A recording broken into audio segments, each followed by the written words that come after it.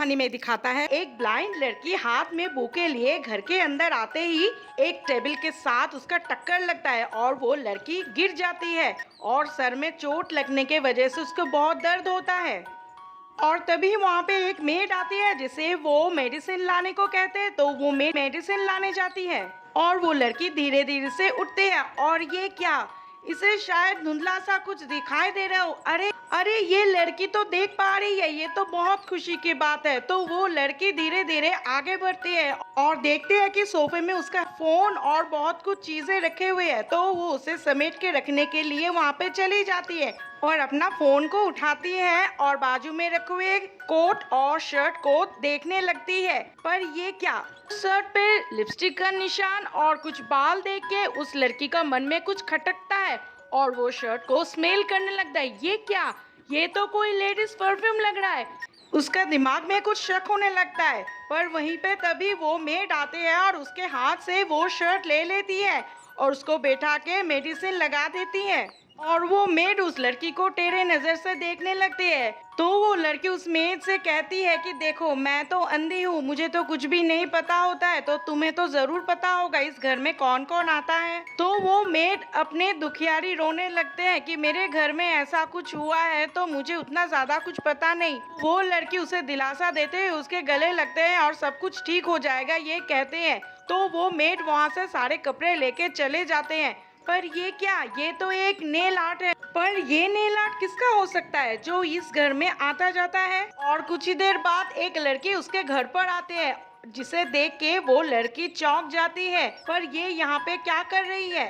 ओ hello, मैं यहाँ पे ऑफिस के काम के सिलसिले में आई थी, आपसे थोड़ी सी बात करनी थी मुझे। तो वो ब्लाइंड लड़की उससे कहती है कि मुझसे क्या काम है तुम्हारा, मैं तो कुछ भी नहीं देख सकती हूँ, कुछ पेपर पढ़ भी नहीं सकती हूँ। तो वो लड़की कहती है, हाँ सर बेचारा क्या करे, आप देख नहीं सकते और सर का ऑफिस से घर आने का टाइम भी हो गया है, उनसे भी थोड़ी सी मुलाकात होगी। तो वो ब्लाइंड लड़की चालाकी करके उसके हाथ को पकड़ के कहती है कि वाह, तुम्हारे हाथ तो बहुत सॉफ्ट है। और बात करते करते वो चेक कर लेती है ये नेल आर्ट इस लड़की की है या नहीं। और उससे कहती है कि क्या तुम मुझे आज ऑफिस ले जा सकते हो, तो प्लीज मुझे ले चलो, मैं बहुत दिन से नहीं गई हूँ। तो ये बात सुन के वो लड़की थोड़ी सी हैरान हो जाती है और वो पूछती है, अचानक से आज तुम्हें ऑफिस जाने का मूड क्यों हो रहा है। कोई बात नहीं, चलो तुम्हारा ही तो ऑफिस है, चलो मैं तुम्हें लेके जाती हूँ। फिर उसे लेके ऑफिस चली जाती है और ऑफिस पहुंचने के बाद वो ब्लाइंड लड़की उस लड़की से कहती है, थैंक यू, अब तुम अपने काम पे जा सकते हो। तो वो उसे वेलकम कह के वहाँ से चली जाती है और वो ब्लाइंड लड़की ऑफिस के अंदर धीरे धीरे आगे बढ़ने लगती है और वो उस ऑफिस के बॉस के रूम के सामने जाके खड़े हो जाते हैं जो कि उसके हस्बैंड का है। और फिर इस रूम के दरवाजा को गौर से देखने लगती है और पीछे से सारे स्टाफ्स आके उसके पीछे खड़े हो जाते हैं और कुछ बातें करने लगते हैं। और वो ब्लाइंड लड़की सारे बातें अनसुना करके दरवाजा के ओर गौर से देखने लगती है और सोचती है इस रूम के अंदर क्या हो रहा है, जिसे देख के ऑफिस के स्टाफ्स हंसी मजाक कर रहे हैं। और वो लड़की का आंख तभी खुल जाता है। फिर वो तुरंत उस दरवाजा को खोल के रूम के अंदर चली जाती है और तभी उसका हस्बैंड शॉक्ड होके पूछता है, तुम यहाँ पे कैसे।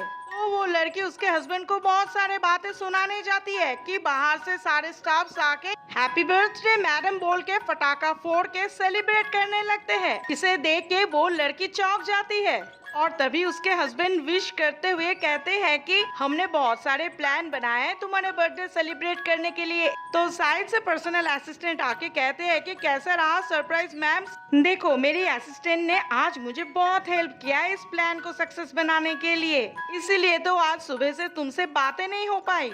और सभी लोग क्लैपिंग करके बर्थडे विश करने लगते हैं। तो उसकी वाइफ बहुत खुश हो जाती है और तभी वो असिस्टेंट बर्थडे केक लाती है और बीच में रख देती है काटने के लिए।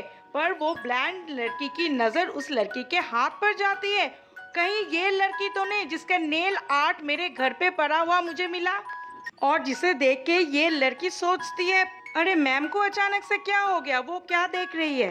पर मैम तो ब्लाइंड है, उसे तो कुछ दिखाई नहीं देता है। ये सोच के थोड़ी सी हैरान होके वो लड़की वहाँ से पीछे चली जाती है और उसका हस्बैंड प्यार जताते हुए उसे हग करता है और कुछ पर्सनल बातें करने लगते हैं और उसे ले जाके सोफे पे बैठा के जैसे किस करने जाने वाले होते हैं तो उनके पास एक फोन आ जाता है।